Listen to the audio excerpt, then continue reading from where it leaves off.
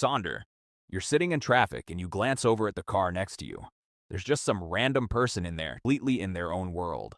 And for a second, it hits you. That person has an entire life replaying all week. A favorite song, people they love, a whole story that's just as long and complicated as yours.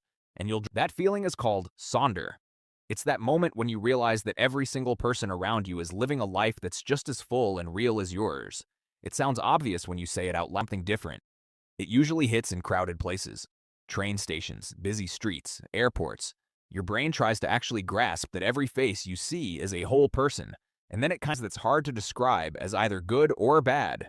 It's just big. Hi, Wreath. You probably know what nostalgia feels like.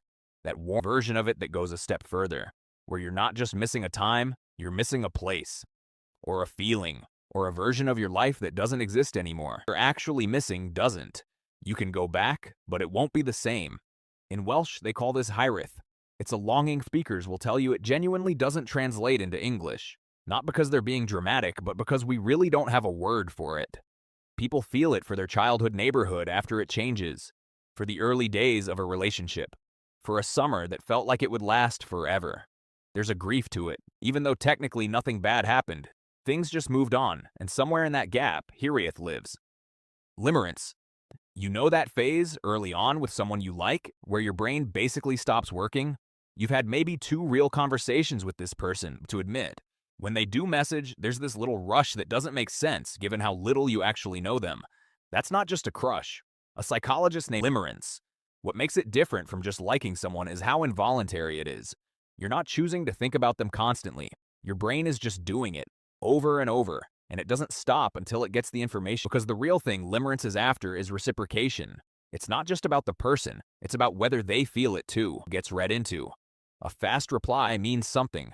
A slow one means something else.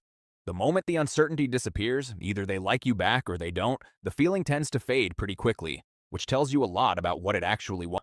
There's something specifically unsettling about a place built for people when the people are gone. A school during summer break, an office on a Sunday evening, lights still on. These places were designed for crowds. The chairs, the signs, the layout.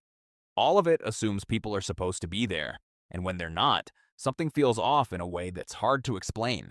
That's canopsia. The eerie feeling you get in an abandoned room is that you can feel the absence. If you'd never known the place was full, it would just be a room.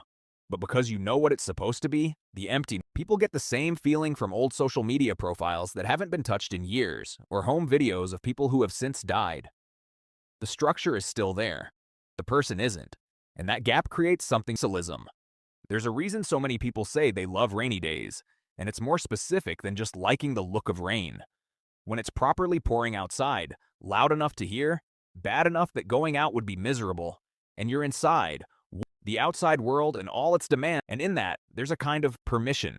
Permission to stay put, to not deal with anything, to just exist where you are. This is chrysalism, named after the chrysalis, the cocoon a butterfly lives in before it emerges. It's that specific feeling of being sealed off from the world in a way that feels safe rather than trapped. The storm outside is actually part of what makes the warmth inside feel so good. Your brain registers the difference and relaxes. That's the feeling. It's why some people will crack a window just to hear the rain better. Velocore. Used bookshops have an atmosphere that's hard to put your finger on. It's not just the